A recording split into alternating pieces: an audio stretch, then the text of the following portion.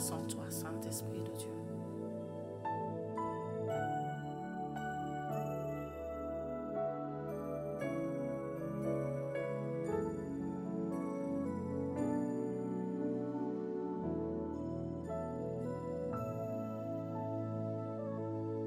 Nous avons besoin de toi. Nous avons besoin de toi. Moab se révolta contre Israël après la mort d'Akab.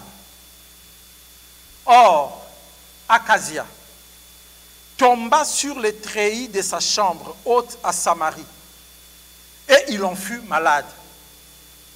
Et il fit partir des messagers et leur dit, allez consulter Baal-Zébub, le dieu d'Écron, pour savoir si je guérirai de cette maladie. 3. Mais l'ange de l'Éternel dit à Élie, le Tishbite, lève-toi, monte à la rencontre des messagers du roi de Samarie et dis-leur, est-ce parce qu'il n'y a point de Dieu en Israël que vous allez consulter Baal-Zébub, Dieu d'Écron? C'est pourquoi ainsi parle l'Éternel, tu ne descendras pas du lit sur lequel tu es monté, car tu mourras.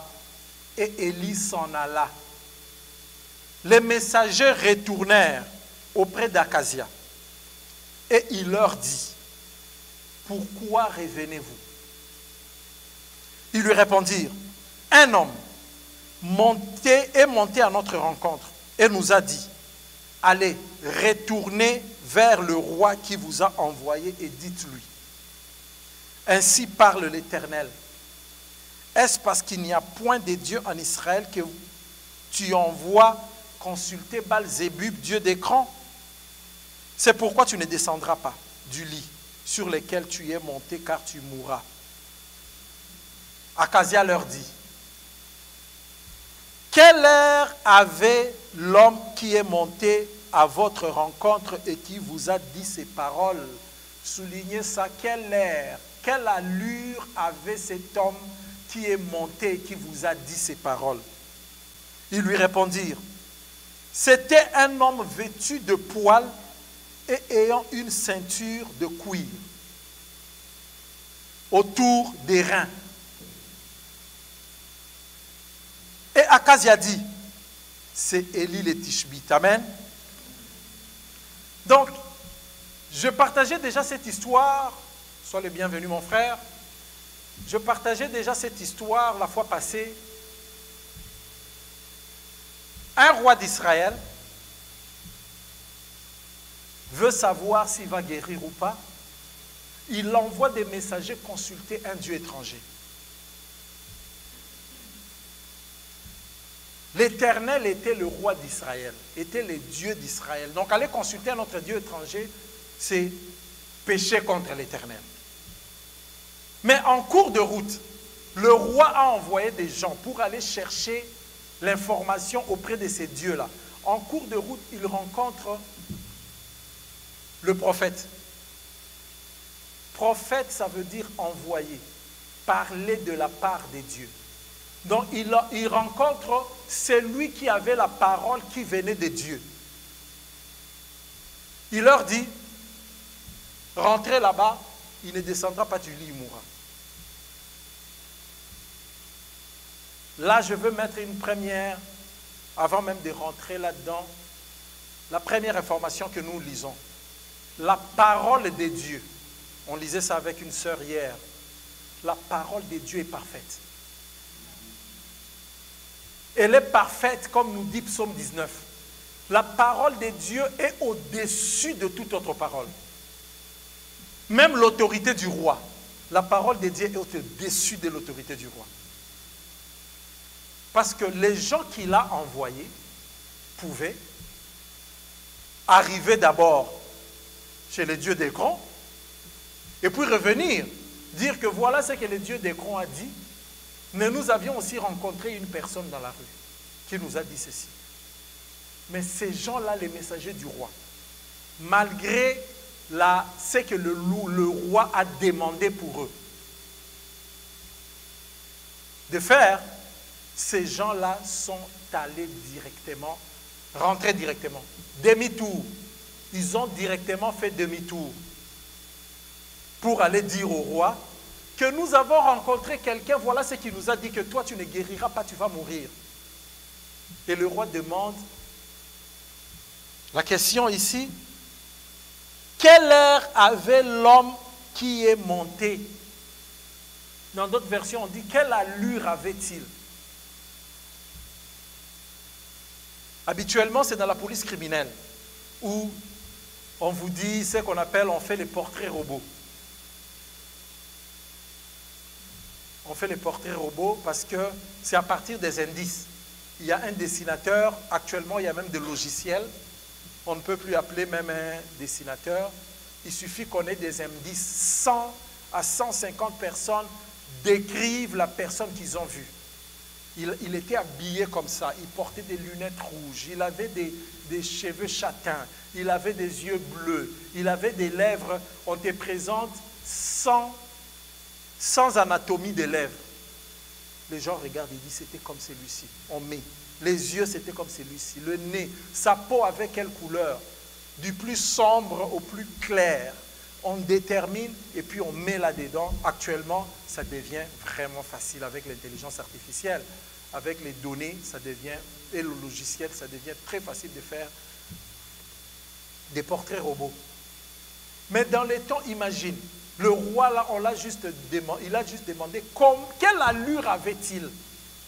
On lui dit, il avait un habit de poil et il avait une ceinture. On a juste décrit son habillement. Le roi a dit, c'est les gars, c'est les messieurs, c'est Élie le Tishbite. Et je vous ai rappelé la fois passée, Élie c'est celui-là qui a dit à Israël. Encore, ici, il dit au roi, n'y a-t-il pas d'autre Dieu? Il n'y a-t-il pas Dieu en Israël pour que tu ailles consulter un autre Dieu? Et Élie, il y a quelque temps avant, il a dit aux Israélites, pourquoi continuez-vous à aller et chez Dieu et chez Baal? Pourquoi continuez-vous à aller et chez Dieu et chez Baal? Pourquoi continuez-vous à faire par vous-même quelque chose que vous savez, c'est incompatible avec Dieu? Pourquoi? Pourquoi continuez-vous à écouter la musique que vous pensez et vous croyez qu'elle n'est pas bonne du tout? Elle profane même la parole de Dieu. Mais au même moment, vous continuez à écouter la musique pour laquelle vous pensez qu'elle est vraiment pour la louange et la gloire de Dieu. Élie est celui qui a posé cette question-là. Il a dit, pourquoi clochez-vous de Dieu de deux côtés? Si Dieu est Dieu, allez vers Dieu. Si Baal est Dieu, allez vers Baal. On connaît comment l'histoire s'est terminée. Il était seul, 300 prophètes. Lui seul. Ils ont commencé à invoquer leur Dieu du matin au soir. Il a même commencé, vous savez, des fois les gens prennent, j'aime bien la Bible, hein. La Bible contient l'histoire, la Bible contient l'histoire de l'homme. Ce que l'homme a fait, ce que l'homme est, ce que le monde est, ce que Dieu a fait. La Bible contient cette histoire-là. Et des fois, vous ne réalisez pas à quel point il y a de la satire dans la Bible. Des choses qui font rire. Parce que Dieu est joyeux. Dieu donne la joie. Ne pensez pas que ça doit être...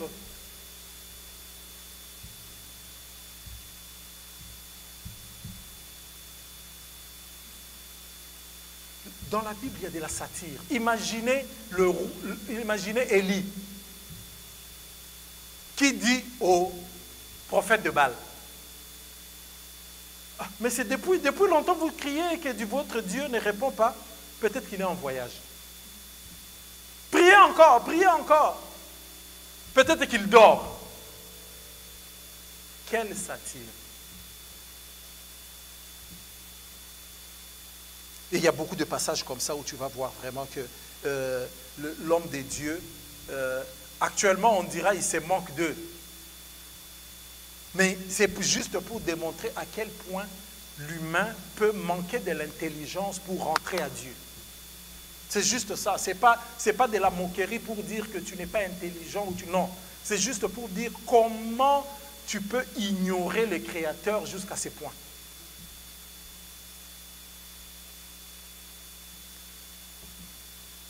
Donc, reconnaître quelqu'un par sa description, son allure, c'est reconnaître quelqu'un par son habillement. Et on peut le reconnaître. Et vous allez dire, ah, lui ne s'habille pas comme ça. On te le décrit, et puis on dit non. Ah non, j'ai vu comme le frère que j'ai. Les frères banquiers qu'on a. Les banquiers, à la banque là, ils ne peuvent pas se présenter en t-shirt et n'importe comment. Comme ma conjointe aussi, elle était en train de dire, ah, mais il faut que je regarde bien les habits parce que par rapport au travail que je vais faire, on nous a dit c'est ça la comment on dit? Tenue? Oui, la tenue, mais c'est le code. Oui, dress. C'est le dress code. On vous dit ça, c'est le dress code. Et si tu te présentes là, en une autre tenue que celui-là, il y a des endroits où tu ne rentres pas. Est-ce vrai? Juste parce que tu n'es pas habillé comme il le faut, tu ne rentres pas.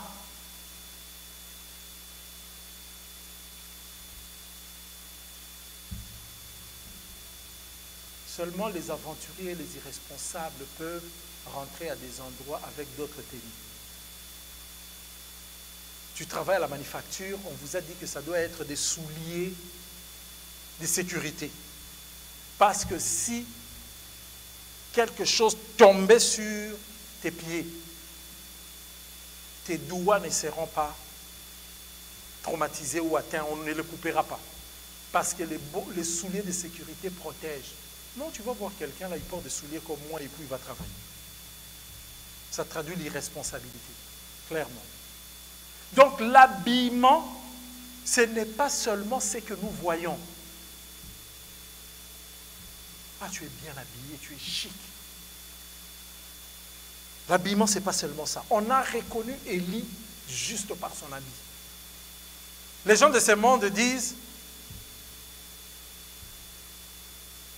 un groupe dit, l'habit fait le moine. L'autre dit, l'habit ne fait pas le moine.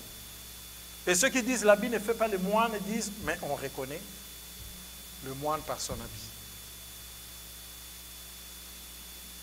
Tout ça, c'est pour dire, c'est compliqué. Hein? Donc, quelqu'un peut venir vraiment vous dire, dans cette situation, l'habit ne fait pas le moine. L'autre peut venir et vous dire, dans cette situation, l'habit fait le moine. Parce que, on a parlé de l'autorité ici.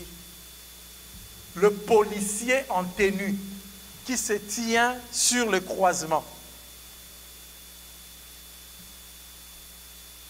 Il se tient là.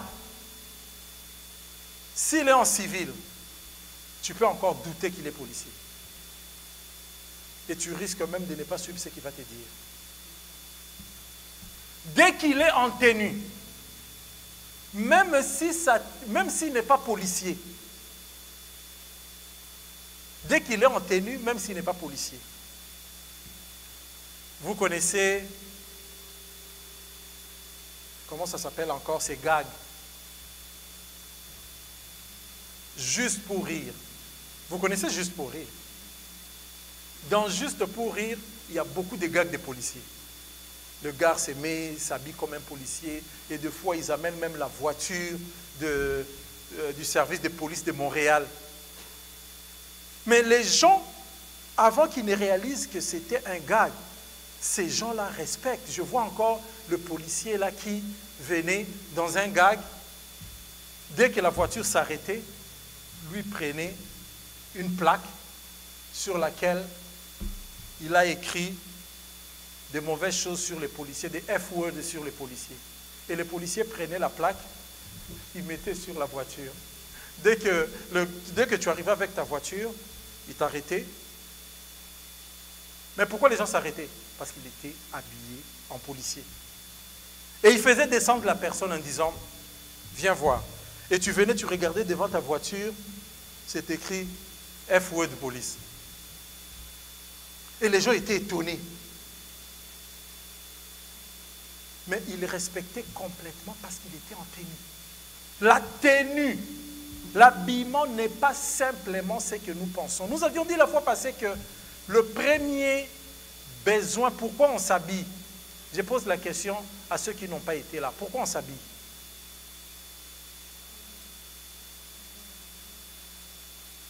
Oui, oui. Dis-le. Ok. La même réponse. Mais ces enfants sont intelligents. Hein? Il a répondu exactement. Nous nous habillons pour ne pas être nus. Il n'y a pas autre chose. Nous nous habillons pour ne pas être nus. Le reste, ça devient farfelu. Vraiment, comme j'ai dit, le reste devient du superflu. Le reste devient du superflu. Du superflu. Ceux qui aiment bien aller regarder la mode. J'ai vu des slippers. Slippers, comment on appelle ça? Des babouches. Des babouches faits comme... Vous voyez les bouteilles d'eau. Les bouteilles d'eau. Prenez les bouteilles d'eau, ceux de 1,5 litre, avec leur bouchon, aplatissez-les, mettez des cordes, ça devient des babouches. J'ai vu des babouches comme ça, ce modèle-là. Mais parce que c'était une marque que je ne citerai pas, mais sûrement que vous connaissez, ça coûtait près de 100 €. Toi-même, tu t'es dit, je ne peux pas porter. Non, non, non, c'est juste pas possible. D'ailleurs, lorsque tu vois ça sur les pieds de quelqu'un, mais tu vas trouver que les gens qui aiment la mode, qui sont hautains, souvent, ils veulent qu'on les voie. Ils savent que même si c'est babouche, non, aucun bon sens. Non, aucun bon sens. Même si ces babouches-là n'ont rien du tout, il sait que lorsqu'on les regarde, les gens sauront, avec ce nom-là, c'est que ces gars rapportaient quelque chose. Est-ce que tu t'imagines? Des jeunes gens me disaient, tu sais, telle marque fait quand même des beaux habits. Même si l'autre n'a pas des habits qui sont meilleurs en qualité, plus que la première marque. Mais si tu portes la première marque, rien que c'est écrit, donc les gens lorsqu'ils te voient, ils savent combien tu coûtes. L'habillement, c'est pour l'enfant a donné ici. Evan a donné une très bonne définition, une bonne raison. La première raison, l'habillement, c'est pour qu'on ne soit pas nu. C'est pour qu'on ne soit pas nu. C'est pourquoi des fois tu vois les parents se tuer à 1000 morceaux pour habiller leurs enfants en marque. En marque. En 1000 morceaux. Et les enfants, vous savez comment ils grandissent. En 2 mois, ça ne lui va plus. En 3 mois, ça ne lui va plus. Mais il a porté toutes les marques. Et malheureusement, alors que c'était pour cacher la nudité, il suffisait que cet enfant-là soit propre, avec des habits même pas sans marque, pour qu'il vive bien. Et je me suis retrouvé en face d'un groupe d'enfants qui n'ont porté que les habits des marques et dont les parents les ont influencés avec les habits des marques. De sorte que ces enfants-là ne savent même plus reconnaître un cadeau simple. Ah, mais Pasteur Aimé est venu ici, il nous a donné un t-shirt. Mais je ne veux pas porter sa mère, je ne veux pas porter ça. C'est un t-shirt simple. Moi, je porte telle marque. Ça n'a rien à voir avec les... C'est un cadeau. Et c'est pour ne pas rester nu. Pour ne pas être... On s'habille pour ne pas être nu. C'est pourquoi je peux enlever ça. Ça a toujours du sens. Je peux enlever les chaussures, ça aura toujours du sens. Mais si je commence à enlever la chemise et le pantalon, je pense que c'est lui qui a la technique. Il va couper les directs. Il va couper les directs. Tous ceux qui seront ici, certains vont fuir. Parce que l'habillement, le premier rôle de l'habillement, c'est pour s'habiller. Et c'est pour couvrir la nudité. Et nous allons voir le vrai sens de ça. Parce que ce n'est pas seulement ce que nous voyons. Et il y a des rôles secondaires. Rôle secondaire, la température commence à baisser. Je ne stresse pas les gens qui vivent dans les pays tempérés. Je ne vous stresse pas du tout. Mais vous savez vous-même que la température commence à baisser. On commence à avoir des nuits où des fois c'est moins de 10 degrés. On commence à sentir le soir que ça fait moins chaud. Hier, nous avons encore eu la grâce. Qui a encore loué Dieu hier? Qui a remercié Dieu hier pour les beaux climats qu'il y avait hier? Peut-être le dernier. Mais lorsqu'on l'a eu, on pouvait se dire, ah Seigneur, quelle belle journée. Quelle belle journée. Ceux qui devaient aller en piscine sont allés en piscine. Quelle belle journée. Dire merci à Dieu pour toutes choses. Donc on s'habille pour se réchauffer. C'est secondaire. On s'habille pour s'identifier. J'ai parlé des policiers, j'ai parlé des gens qui travaillent avec un dress code. Parce que dès que tu le vois avec ces dress codes-là, il t'assure. Les gens d'assurance assurent. Juste avec leur dress code. Le banquier qui est là, j'aime bien voir les jeunes banquiers qui sont là au guichet et tout, tu ne les verras pas habillés n'importe comment. Parce que s'il vient en t-shirt et il porte son pantalon jean ou même un short avec des baskets, il se met là. Lorsque tu viens, tu as l'impression qu'il va partir avec ton argent. Rien que ça. Et pourtant, il est employé là, en t-shirt ou pas, mais lorsque tu le vois en veste bien habillé, inconsciemment, tu sais que c'est un bon travailleur. Même leur badge, ce n'est pas n'importe badge comment là, qui pend comme ça. C'est toujours un petit écriteau un peu doré là. On a bien écrit, lorsque tu vois, tu es sûr. Il dit, viens dans mon bureau, tu rentres là. Ça te rassure, juste à cause de l'habillement. L'habillement traduit les deuils. L'habillement traduit la fête. Si quelqu'un s'habille comme vous vous êtes habillé maintenant, vous n'êtes pas allé à une fête là, c'est simple. Mais si vous étiez hier à une fête, la dernière fête où vous êtes allé, imaginez comment vous vous êtes habillé. Maintenant, quelqu'un a perdu, tu es allé rendre visite à quelqu'un qui a perdu un proche parent, qui est en deuil, et tu rentres là comme ça. Ou dans un funérarium, tu rentres comme la dernière fois que tu étais habillé à la fête. Les gens seront mal à l'aise pour toi. Et toi-même, je ne sais pas, tu vas, si je te disais, allons, je donne un exemple là, on s'accompagne, on est en voiture, et puis je dis, ah mais moi je vais passer d'abord à un deuil ici, avant que je ne te dépose à la fête, tu ne voudras pas. Toi-même tu diras, la manière dont je suis habillé pour une fête. Je ne suis pas habillé pour un deuil. Parce que ça détermine.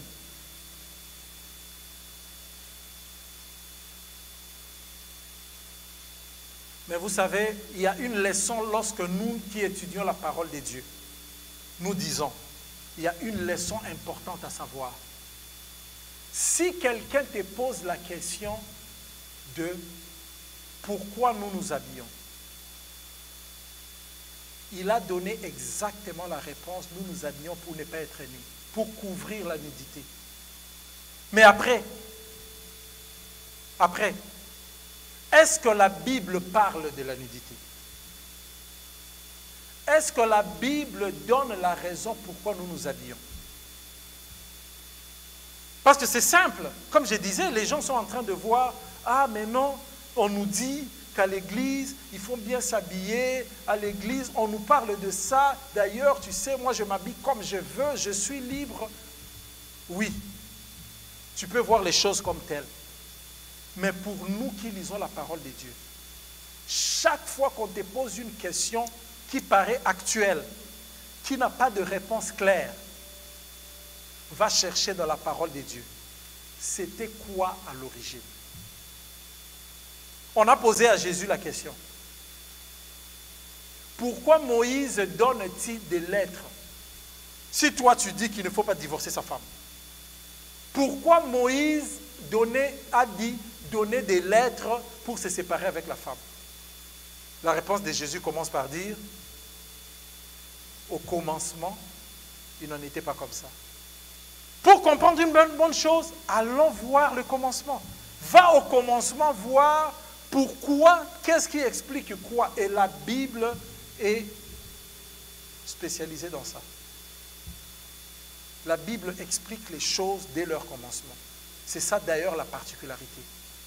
Ça explique les choses de leur commencement. Il faut toujours voir, parce qu'aujourd'hui les gens peuvent considérer les choses qui se sont passées, et j'appelle ça, comme vous le savez, j'appelle ça des nœuds. Telle chose s'ajoute sur telle chose, s'ajoute sur telle chose, on se retrouve loin de ce que c'était au départ. On commence à régir notre vie loin de ce qui était au départ, mais chaque fois pour nous, les lecteurs de la Bible, on rentre, on se dit pourquoi Paul dit ceci, pourquoi Pierre dit ceci. Il parle de l'habillement dans l'église. Pierre parle de l'habillement dans l'église. Paul parle de l'habillement dans l'église. Mais si nous nous limitons à là, sans comprendre au départ c'était quoi, nous allons rater et nous n'allons pas réussir à nous approcher des dieux comme il le faut. Donc allons à l'origine. Et l'origine c'est quel livre? Genèse. Donc nous allons aller dans le livre de Genèse. Je vous demanderai de prendre, nous allons lire dans Genèse 3. Donc je disais, la manière de se vêtir, de s'habiller, peut révéler une personnalité. La manière de s'habiller peut révéler un problème. Avez-vous déjà vu et vous vous dites, ces messieurs-là, je ne sais pas pourquoi ils s'habillent comme ça. Tu te poses des questions. Je connais un journaliste dans le sport. Il est toujours endimanché. Tiré à, j'allais dire oui, épingle. Toujours très coloré en plus.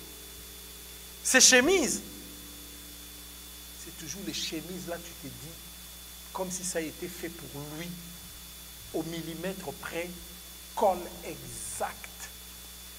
Il va mettre sa veste. Sa veste est toujours colorée.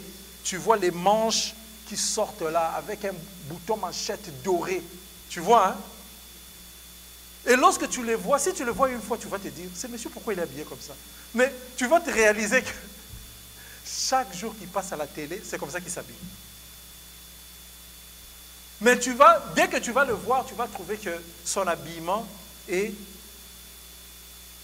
en dehors du critère moyen d'habillement. Il est comme en statistique, on appelle ça un outlier. Ça veut dire, si tu les mets pour faire les calculs statistiques, il va perturber tes calculs. Parce qu'il va déplacer la moyenne.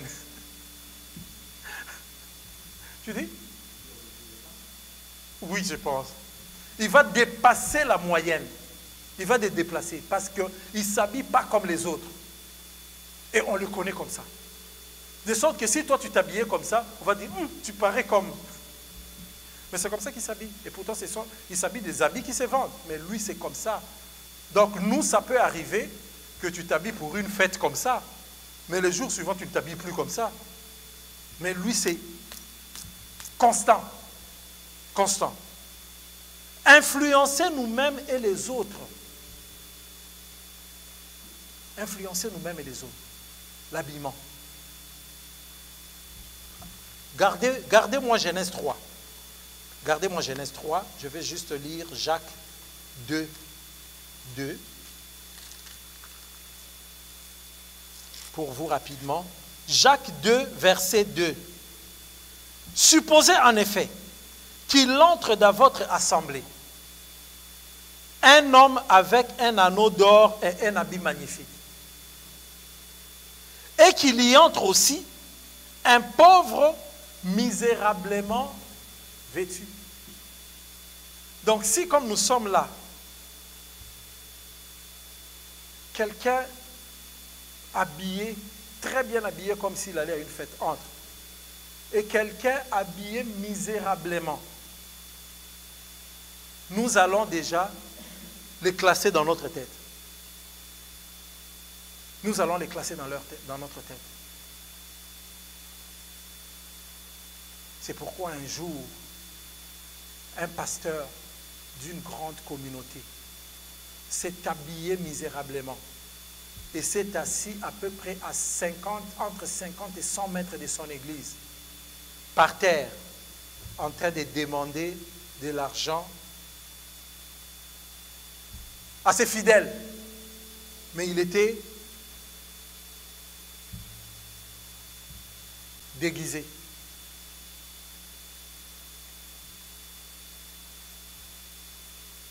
Il n'a eu aucune aide. C'était filmé. Aucune aide. Et d'autres le regardaient même avec mépris. D'autres, lorsqu'il essayait de s'approcher pour demander l'argent, disaient, non mais, je suis pressé, je vais à l'église. Et l'église a commencé. Il est rentré dans l'église de cette tenue-là. Tout le monde regardait, il disait, ces messieurs crasseux viennent faire quoi ici? Est-ce qu'on ne peut pas les sortir? Et puis il est monté sur l'estrade. Il a enlevé les déguisements. Quelle honte! C'est lui-même qui a commencé à dire, est-ce que vous voyez quel genre d'église nous sommes?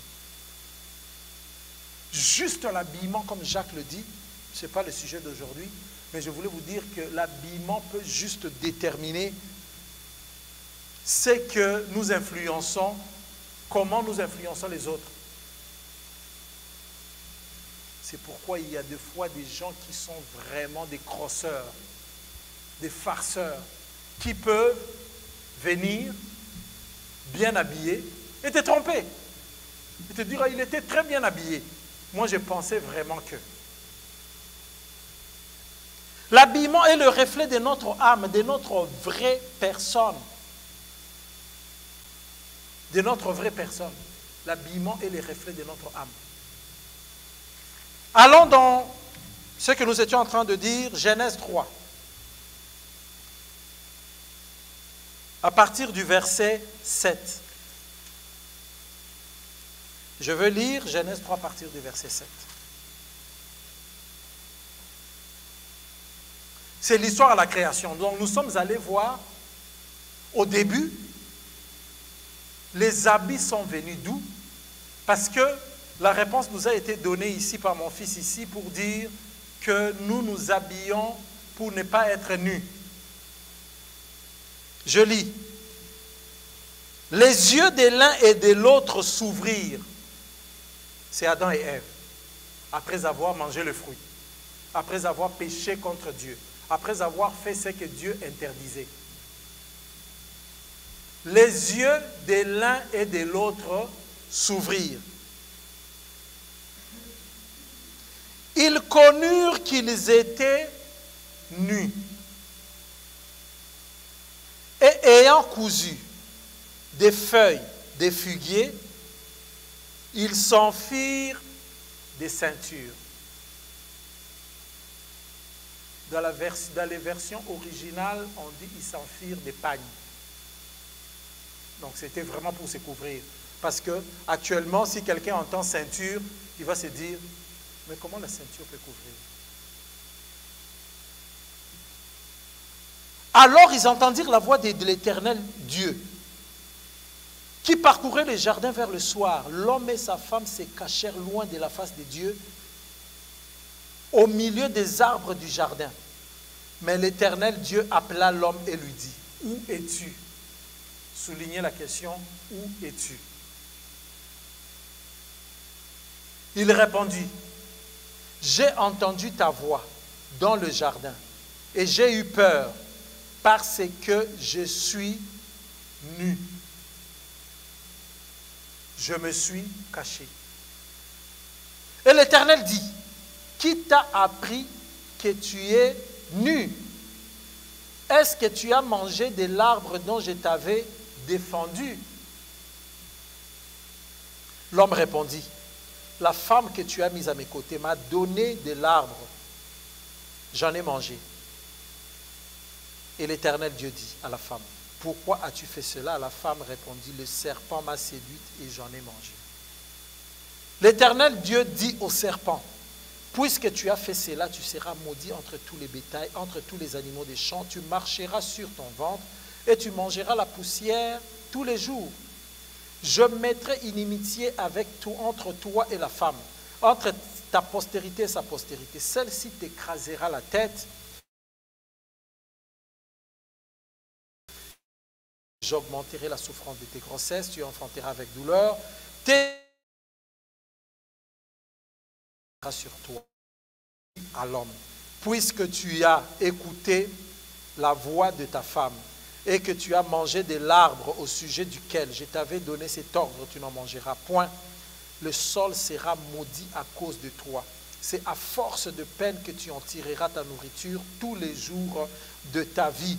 Il te produira des épines et des ronces et tu mangeras de l'herbe des champs. C'est à la sueur de ton visage que tu mangeras le pain jusqu'à ce que tu retourneras dans la terre d'où tu as été pris, car tu es poussière et tu retourneras poussière. Adam donna à sa femme le nom d'Ève, car elle a été la mère de tous les vivants. L'Éternel Dieu fit à Adam et à sa femme des quoi? Des habits, et les en revêtit. Amen. Donc, si je reprends ces longs textes, il y a des versets que je vais sauter. Mais je prends les yeux de l'un et de l'autre s'ouvrirent et ils connurent qu'ils étaient nus. Et ayant cousu de feuilles, des figuiers, ils s'en firent des ceintures. C'est la première fois, Genèse 3 au début.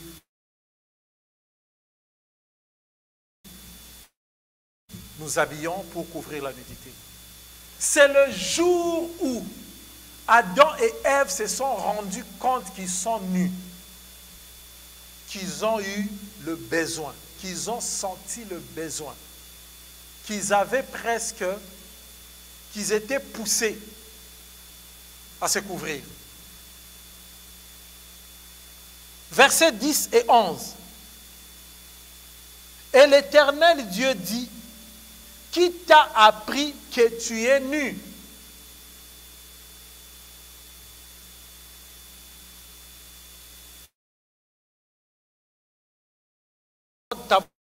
Et j'ai eu peur parce que je suis nu. L'Éternel Dieu dit, qui t'a appris que tu étais nu? Est-ce que vous vous rendez compte que Dieu a posé deux questions? Verset 11. C'est deux questions. Lorsqu'on te pose deux questions, tu réponds à combien de questions?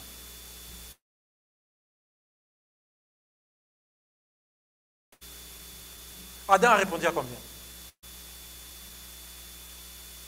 Les deux questions étaient, qui t'a appris que tu étais nu? est-ce que tu as mangé de l'arbre dont je t'avais défendu de manger? Il y a deux questions. Mais le verset 12, il répond. L'homme répondit, la femme que tu as mise auprès de moi m'a donné de l'arbre et j'en ai mangé. On n'a jamais eu la réponse à la première question.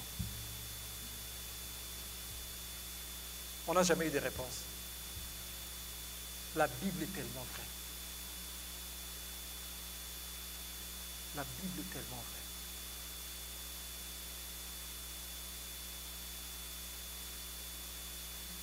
L'enfant là, à un certain moment, l'enfant lui-même ne veut plus montrer sa nudité. Vous avez déjà vu ça avec les enfants? Eux-mêmes. Eux-mêmes. Tu le lavais, ils ne s'en plaignaient pas. Ils pouvaient sortir dans le salon où se trouve tout le monde. Mais à un certain moment, il dit non, je suis nu. Adam n'a jamais répondu à la question. Puisque le péché a révélé la nudité, s'habiller vers la nudité, vous pouvez donner la réponse. S'habiller en exposant pour exposer sa nudité, c'est d'un bord, et s'habiller pour couvrir la nudité, c'est de l'autre. Et nous avons vu que l'homme a cherché par lui-même un moyen trop éphémère. On était en train d'en rire il y a quelque temps. Imaginez aujourd'hui si nos habits étaient des feuilles de figuier.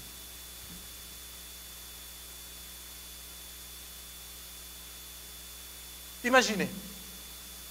Projetons-nous seulement que nos habits étaient des feuilles de figuier. Les cultivateurs de figuier allaient être riches. Hein? Parce qu'il fallait qu'ils produisent des feuilles pour toute personne. Mais c'est quoi la durée de vie d'une feuille de figuier? Même pas 24 heures. En 24, elle sèche. Ça veut dire, nous allions nous habiller. Donc tu vois là quelqu'un à l'école et puis il se dit, ah, je dois aller chercher mes feuilles. Au travail, je dois aller chercher mes feuilles. Parce que ça sèche. C'est encore là la traduction de quelque chose de spirituel. C'est quoi la chose spirituelle? L'homme ne peut pas par lui-même se sauver du péché. L'homme ne peut pas par lui-même se sauver du péché. Les feuilles de figuier pour couvrir la nudité, c'est un travail comme... Et les gens peuvent se dire, ah tu vois les habits, si l'homme est intelligent, il a trouvé les habits. La Bible nous explique que le premier habit, c'est lui qui a fait le premier habit, c'est Dieu. Nous l'avons lu dans 3, 21. L'Éternel Dieu fit à Adam et à sa femme des habits de peau et ils les ont revêtis. Les habits de peau et ils l'ont revêti. Les habits de peau là, aujourd'hui, cuir et habits de peau, si tu portes l'habit de peau, d'ailleurs aujourd'hui les habits en peau naturelle là, ça coûte extrêmement cher. Et lorsque tu as un habit en cuir, tu sais que c'est durable. Regardez juste les autochtones ici. Leur tenue ancestrale. C'est vraiment des cuirs très bien faits. Leur maison. Et c'est très durable. Mais c'est l'Éternel qui a fait les premiers habits en cuir d'animaux. Pour couvrir quoi? La nudité. La nudité venue de quoi? Venue du péché. Donc on ne s'habille pas pour le plaisir. Je fais attention à mon habillement parce que je sais que l'habillement, la réalité simple de l'habillement a une grande réalité spirituelle. Nu devant Dieu, ça veut dire pécheur. Nu devant Dieu, ça veut dire vulnérable. Nu devant Dieu, ça veut dire péché. C'est pourquoi Dieu, pour faire un habit avec un animal, l'animal sera vivant? Il ne sera pas vivant. Donc Dieu a établi la règle au départ pour que l'homme sorte de son péché, qu'il soit habillé. Il faut qu'un animal, il faut qu'un être vivant verse son sang. Dieu a versé le sang de l'animal. Il a pris la peau pour que l'homme s'habille, pour que l'homme devienne valeureux, pour que l'homme ait encore de la valeur, pour que l'homme soit capable de se tenir devant lui sans honte. Parce que, rappelez-vous, Adam et Ève se sont cachés, parce qu'ils se sont retrouvés nus. Mais lorsque Dieu les a habillés, jusqu'aujourd'hui, nous portons les habits. C'est pourquoi vous pouvez comprendre que tendre vers la nudité, ça ne peut pas venir de Dieu. Tendre vers la nudité, ça ne peut jamais valoriser l'homme. Même si les gens le font, en disant que nous sommes libres, nous allons organiser nos parties, nous allons organiser nos plages, nous allons organiser là où nous allons aller nus. Au départ, on le sait, que l'homme, d'ailleurs, on l'appelle ça nu. L'homme s'est senti nu. C'était à cause du péché. C'est lorsqu'il a péché qu'il s'est senti nu. Donc, tout ce qui va tendre vers la nudité rabaisse l'homme vers le péché. Et le péché, la Bible dit, avilit l'homme. Le péché avilit l'homme. Le péché avilit l'homme. Je termine par là pour aujourd'hui. Pour que nous comprenions. La plus grande leçon aujourd'hui, nous avons compris d'où vient l'habillement. Pourquoi nous nous habillons. C'est juste c'est juste le modèle simple de la réalité spirituelle. L'habillement, la nudité est liée à la dépendance à Dieu et la dépendance et à notre vulnérabilité. Nous sommes vulnérables, nous dépendons de Dieu. C'est pourquoi le Seigneur lui-même a habillé nos ancêtres lorsqu'ils ont péché. Il a habillé nos ancêtres lorsqu'ils ont péché.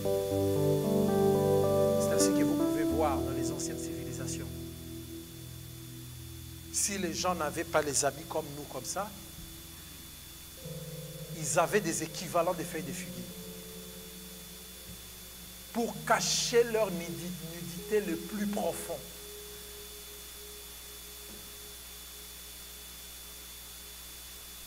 C'est pourquoi faisons attention à notre manière de marcher. Considérons encore que l'habit est issu d'un sacrifice d'animal. De la même manière, nous verrons prochainement les habits dont nous devons nous couvrir, les habits de justice, sont issus d'un sacrifice de Jésus. D'un sacrifice. Le sang a coulé pour que nous soyons couverts. Le sang a coulé pour que nous n'ayons pas honte du péché. Nous allons nous tenir debout.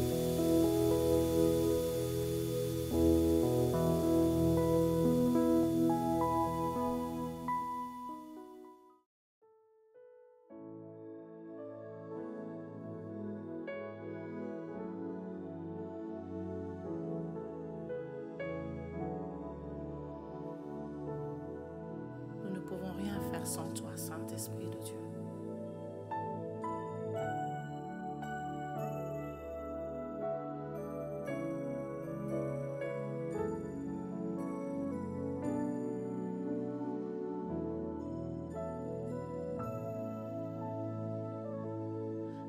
Nous avons besoin